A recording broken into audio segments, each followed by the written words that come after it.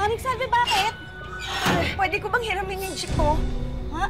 Wala kaming driver. Paano yan? Sino magdadrive? Ako. Marunong ako magmaneho. Ikaw? Mare, sige na. Kailangan akong dalhin si Berto sa ospital. Ika na, Mare. Sige na. Ay! Berto! Lumaban ka! Lumaban ka, kuya! Lumaban ka! Huwag kang bibigay! Ate, hindi niya ata huminga si kuya! Ano? Ay, malapit na tayo. Lumaban ka! Huminga si kuya, ate! Berto! Berto! Ate, si kuya. Berto! Berto, huwag mo kami iwan, Berto! Berto! Berto, huwag mo kami iwan, Berto! Malapit na tayo. Berto!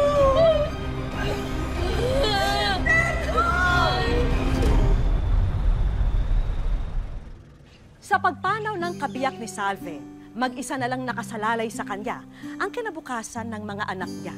Kaya kung anong pagkakataon ang dumating sa kanya, agad daw niya itong susunggaban kahit pa mahihirapan at masasaktan.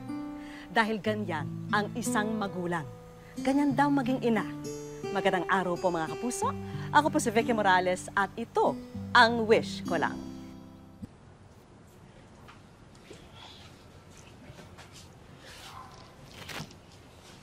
Magtitimbak muna ako ng juice, ate, ha? Tutulungan ko po kayo, tita. Ako, huwag na rin yun. Samahan mo na lang ang nanay mo dito, okay? Michael, Rainier, tayong tatlo na lang ng Tita Carlota niyo magkakasama ngayon. Wala na kasi ang tatay niyo. Kailangan ko nang bumalik ulit sa pagtatrabaho. Nay, tutulong po ako sa pagtatrabaho. Maghahanap po ako ng pwede. Yung classmate ko po, nagtitinda po ng banana Q. Pwede pa po akong magtinda ng banana Q? Hindi. Po? Bakit po? Bata ka pa kasi. Ako lang pwede. Hindi rin, Michael. Nay, Mga anak, ang trabaho ko bilang nag-iisang magulang nyo ay ang buhayin kayo at ang pag-aralin kayo. Alam nyo, gagawin ko yon sa abot ng makakaya ko. Ang trabaho nyo bilang mga anak ko ay ang mag-aral ng mabuti. pangako po, Nay. Makakatapos kaming dalawa. Pangako po, Nay. Wala na tong atrasan.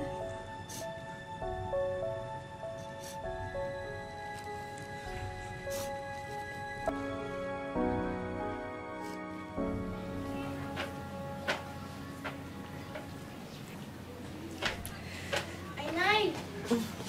Kumusta? Ate. Oh, kumusta na ang paghahanap ng trabaho? Wala eh.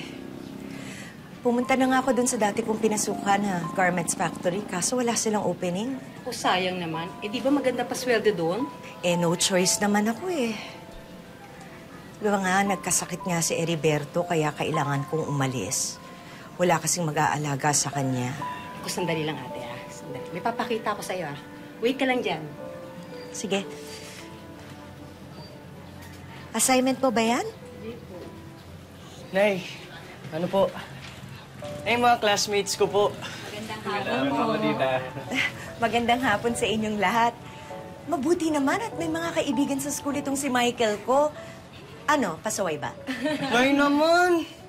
Ikaw naman, joke lang. Ang totoo po, ipagpapaalam po sana namin si Michael. May project po kasi kaming gagawin. Sa bahay po namin, sa kabilang kanto lang po. O sige, basta nandito ka na ulit ng alas 8, ha? Alas 8 po. Kayo naman, nagbibiro lang ako. Talaga, oh. Okay na ba sa'yong alas 10? Opo, Nay. Marami na po kami yung gagawa doon, di ba? O sige, sige. Thank you po. Pasok muna ako sa loob kasi galing ako ng labas eh. Papalit na ako ng damit, ha? Sige po, Nay. Salamat po. Maraming salamat din. Bait pala ng nanay mo, Michael. Ano, game na tayo sa project natin? Ate, sandali. Tingnan mo to, oh.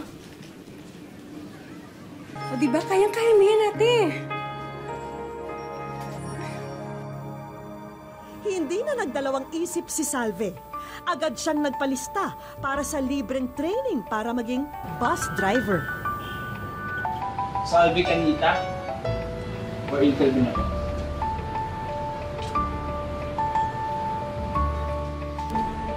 Determinado si Salve na matutunan ang lahat ng kailangan sa pagmamaneho ng bus. Kapag natanggap kasi siya, malaking tulong ito para sa kanyang pamilya. Good morning. Have a seat, Salve. Nakuha ko ng mga resulta ng exam mo. Pasado ka, Salve. Isa ka ng certified bus driver. Huwag lang sa biyahe, ah. Maraming salamat po.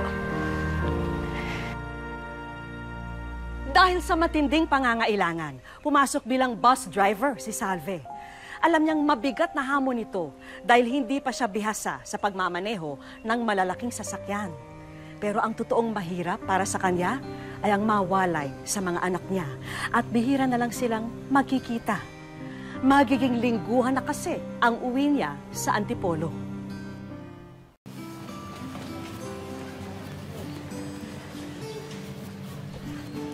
Carl, ikaw na bahala sa mga bata, ha? Pag meron kayong kailangan, tumawag lang kayo sa opisina, okay? Huwag kang mag-alala, ate. Hindi ko pababayaan ng mga anak mo. Kayo naman, oh. Huwag na kayong OA. Uuwi naman ako dito linggo-linggo, eh. Alam ko po, Nay. Ako na po bahala. Tsaka, huwag na kayong mag-alala. Basta pangako niyo sa akin, ha? Mag-aaral kayo na mabuti. Opo. Pagpalain kayo ng Diyos.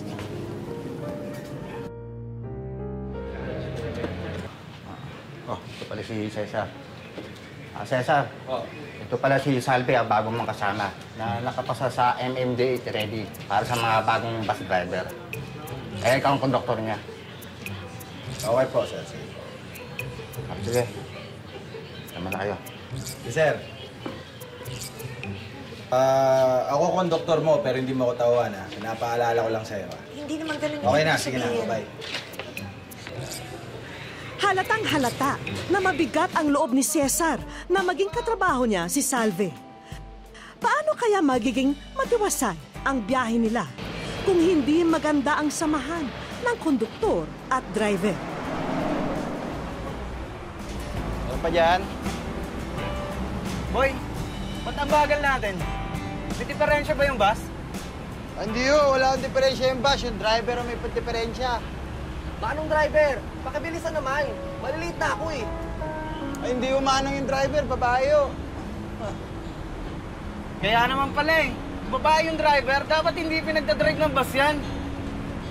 O, ayan ha. Pag kinuha ng mga pasahero natin yung pamasahe nila, kasalanan mo ha. Bagal eh, no, boss, no? Sorry ha, sensya na ho. Babae lang. Konting bilis naman.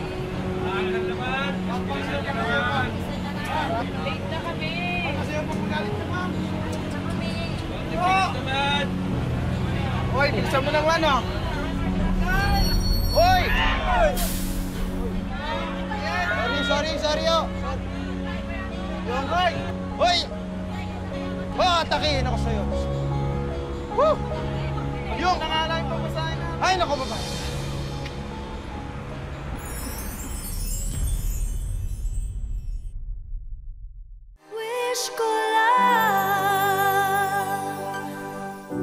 Alam ni Salve na maging mga katrabaho at pasahero ay duda sa kanyang kakayahan bilang tsuper. Hindi na lang niya ito pinapansin dahil ang iniiwasan niya ay mas malalang aberya sa kanyang pamamasada.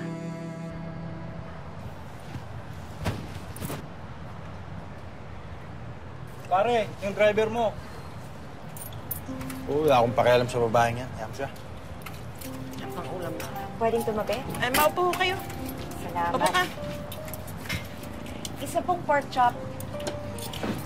Kamusta naman ang unang biyahe? Ayos naman.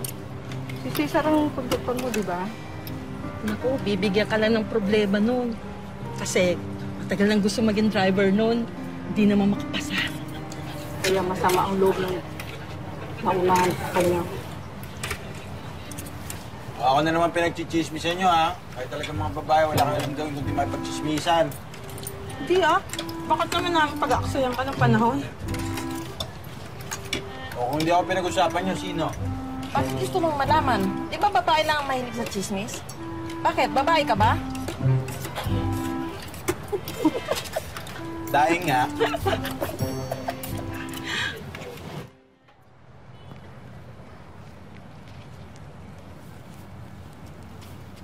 Uy, Cesar, hiya ka naman. Yung driver mo, naglilinis. Ikaw nakatanga ka lang dyan. Hayaan mo siya, babae yan. Trabaho niya maglinis.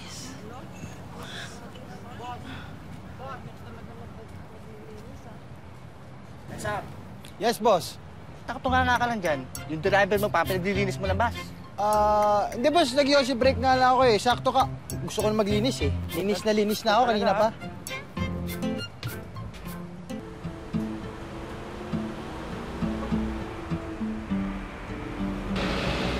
Unti-unti nang nagagamay ni Salve ang pasikot-sikot sa pagiging bus driver.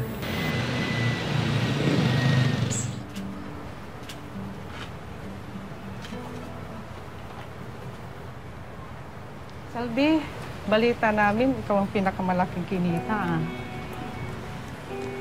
Oy, Cesar, dapat magpasalamat ka dito kay Salve. Kasi nadamay ka sa swerte niya eh. Dati-dati bukya ka sa sweldo, di ba? Basta kayo. Nagutom kayo, di ba? Kumain kayo. Sige. Halika na.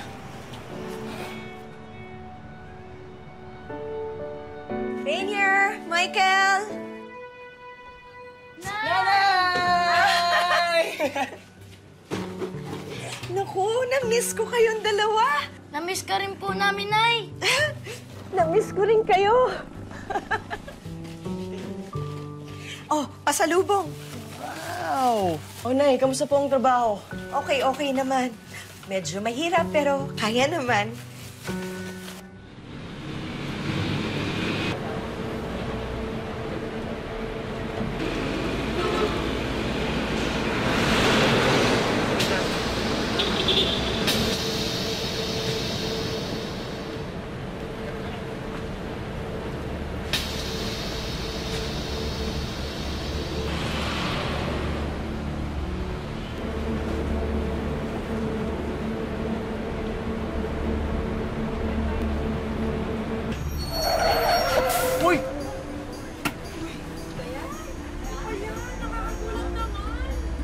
Dahan-dahan naman! Nay, nasaktan ba sa inyo? Wala. Pasensya na kayo, ha? Dahan-dahan naman! Sandali lang, ha? Hindi ko na patayin ah! Eh, kinat niyo ako, eh. Tawag ako sa motorcycle lane eh! Sir, lasing kayo, eh. Sino kasing? Ano ba yan? Anong nangyayari dito? Wala po, sir. Eh, kinat ako nito, eh. Ayun, sir, sa lane namin, Lasing ka, no? Hindi, sir. Lasing ka. Hindi, sir. Alam na bawal magmanaw pag lasing? Kaya lang po, sir. Sige, lumarga na kayo para hindi kayo maistorbo. Ako na bahala rito. Salamat ho, Chief. Pasensya na kayo. Lasing yung driver. Biyahe na ulit tayo. Kayo po yung nanay ni Michael, di ba? Sabi ko na nga, Ben, kwento po ni Michael na nagdadrive nga po kayo ngayon. Sinabi sa inyo ng ano ko na nagdadrive ako ng bus? Opo, proud na proud nga po siya eh. Kahit trabahong lalaki daw po pinasok niyo para mapag-aral sila.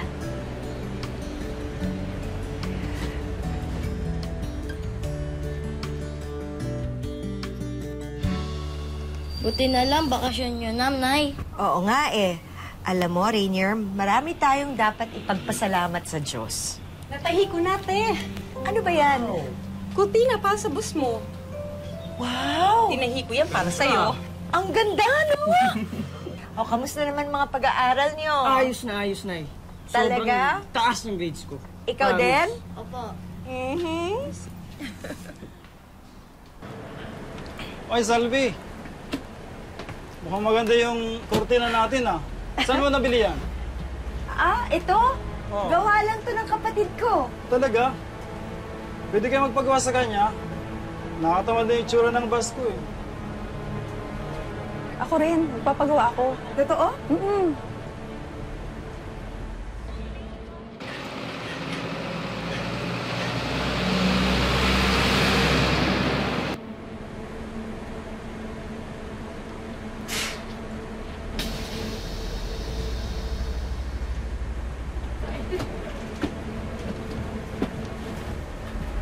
kikilos! Hold up ito!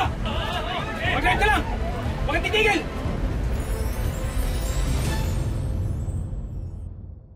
Wish ko lang.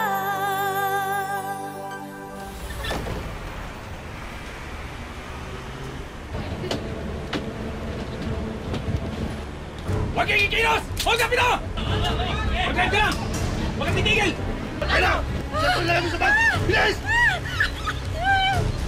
Ay na! Ayaw! Wala kang cellphone! Bilis! Labas yung cellphone niyo! At wallet! Bilis! Ayaw yung cellphone! Bilis! Labas yung sabat! Ilagay mo! Yuko! Yuko! Ay na! Bilis! Akin na! Sa'yo! Bilis! May mga pulis! Pag hindi ako tumigil sa stoplight, habulin nila tayo! Sige, tigil mo! Huwag kayong kikimo! Pag kumibo kayo, babarilin ko kayo!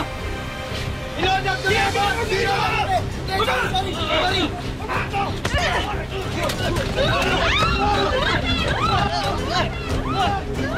Mga pulis! May mga hold number dito! Boss, hindi ako. Hindi ako lang to. Ay, sila ho, hindi ako. Hindi ako, sila ho. Meron pa yung sabat, boss. May sabat doon. Boss, unahan! Pato ba? Ako. Ako lang, boss. Okay! Doon! Hindi ka kamali, puputokan kita. Wala bang nasaktan? Ako, konti. Hoy! Ingat. Hoy, Salvi. Maraming salamat pala sa kortinang pinagawa ko. Ang ganda. Salamat. Salve yung order ko. Kunin ko next week. Sige. Hindi ko kakalimutan. Sige, salamat. Okay, ingat. Ingat din. Salve. Ingat. Cesar, nag-aalala ka na rin ngayon sa akin? Siyempre, ako konduktor mo. Sige, ingat ka rin. Ingat. Walang sideline, ha? Yeah. Albao Renato S. Bernardo Luis M. Benita John Michael R. De la Cruz John C. Thank you po.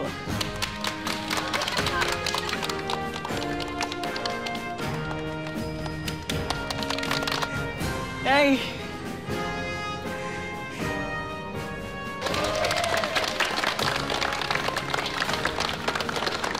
Sa wakas, Nay! Nakuha ko na rin!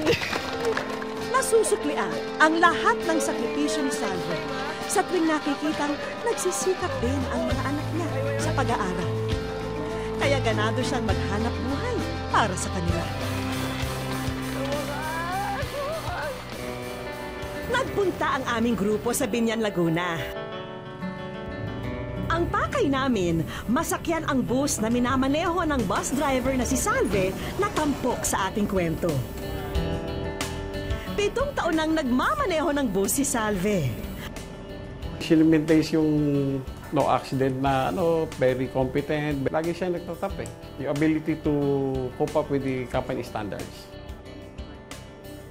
Masayang-masaya po ako noon kasi piling araw nila, ako yung hindi matatanggap kasi yung itsura ko kasi noon eh. Hindi kagaya ako nung ibang nag-apply doon kasi galing sila sa abroad eh. Ang totoong hamon daw sa trabahong ito ay ang mas mahabang oras na pamamasada kaysa sa oras ni Salve sa kanyang pamilya. Kaya ang naging siste, lingguhan siya kung umuwi. Kapag kami napapanood ka sa balita na mga aksidente sa kalsada, di mo po mapigilang isipin na sana ligtas yung nanay ko. Ganun po. May tiwala naman po ako kay mama na maingat siya kahit na peligroso yung tinatahak niyang mga daan. Pagdating sa bahay, dagdag kita pa rin ang isa sa inaatupag ni Salve. Katuwang ang kapatid niyang si Carlota sa pagtatahi ng ilalakong kurtina para sa bus. Pero siyempre, hindi niya nakakaligtaan ang pagiging nanay sa mga bata. Mahirap talaga sa totoo lang. Kaya lang, lagi kong iniisip, kung hindi ko lalakasan ang loob ko, paano kami mabubuhay nung mga anak ko? 100% po ako proud na proud kay nanay. Dahil po napakasipag niya po at mahal na mahal po namin. Sinisigurado rin ng ilaw ng tahanan na hindi napapabayaan ang pag-aaral ng mga anak.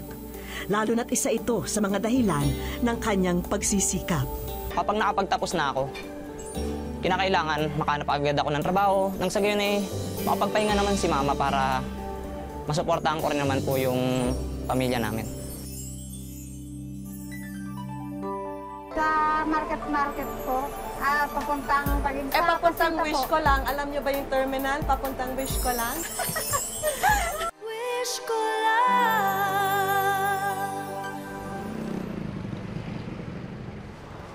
Nandito po tayo ngayon sa Biñan, Laguna para kilalanin po natin ang isang kahanga-hangang babaeng gagawin daw ang lahat para sa kanyang pamilya.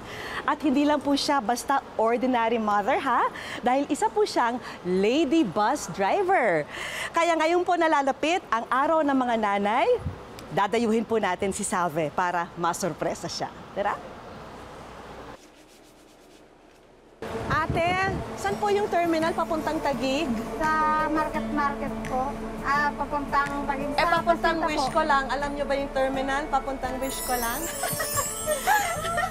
Oh, well. Ay, naku, welcome sa Wish ko lang. Nakita rin kita ng personal. Ay, naku, galing mo naman. Anong feeling mo na nasa Wish ko lang ka? Masaya. Ha? Kasi kayo yung nasa Wish ko lang dahil napakasipag niyo po at talagang gusto namin kilalanin yon, especially during Mother's Day po. Sabihin niyo sa akin, ano ba yung pinakamahirap na bahagi ng pagiging lady bus driver? Para po yun sa mga anak ko kasi single parent. Patay na po yung asawa ko. Ate Salve, pwede po ipasyal niyo ako sa terminal, sa mga iba-ibang terminal? Walang kaalam-alam si Salve na kinutsyaba na rin namin pati ang kanyang mga kasamahan sa trabaho. Ito, saan pupunta to? Saan to pupunta? Ah!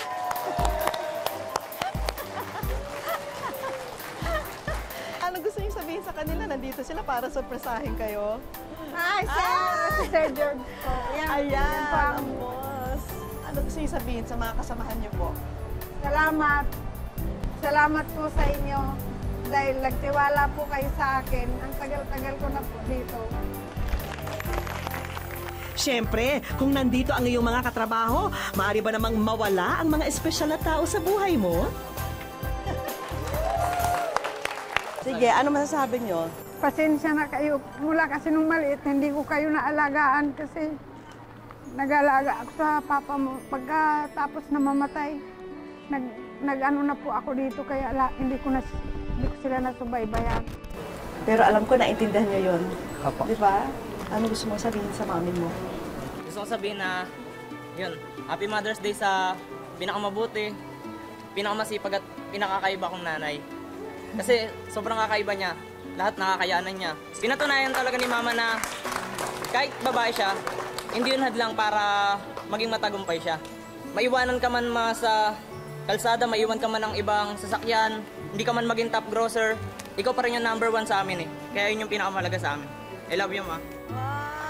Oh, bago pa tuluyang bumaha ang luha rito, tanggapin niyo po ang aming mga handog para sa inyong pamilya. Ito po mula sa Wish ko lang, meron kami mga sorpresa para po sa inyo. Ito po, sewing machine. Alam namin gustong-gusto niyo yan kasi gusto niyo magtahi ng mga kurtina para sa mga bus. Pandagdag kabuhayan po para sa inyo yan. Tapos ito po, food cart. Ano, para po sa inyo. Sino magbamando nito? Kayo na. Hindi pa riyan natatapos dahil batid po namin kung gaano kahalaga para sa inyo na makatapos ang inyong mga anak. Ito, importante po ito. Para kay John Rayner. Para sa'yo to. Maraming pong salamat. Ay, naku, thank you rin. Thank you. At syempre, para sa pamilya nyo, syempre, dapat may ganito.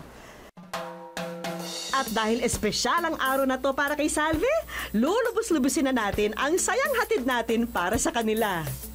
Sa isang resort sa Talisay, Batangas, ang sunod na pinuntahan ng mag-anak. Nay, sige na tayo. Tara! Bihira raw mangyari sa kanila ang family bonding tulad nito.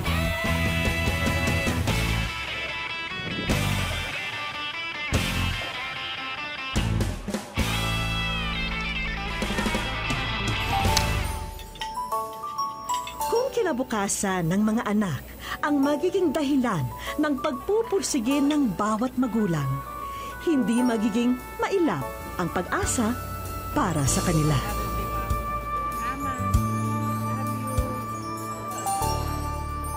Walang mahirap na pagsubok para sa isang ina na handang magsakripisyo para sa kanyang pamilya. Yan po ang pinatunayan ni Salve.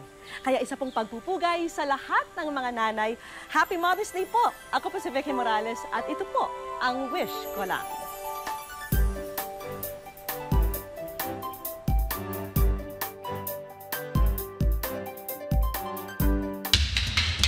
Maya, hindi ko alam kung paano kong sasabihin sa ito. You have a stage 4 myelogenous leukemia.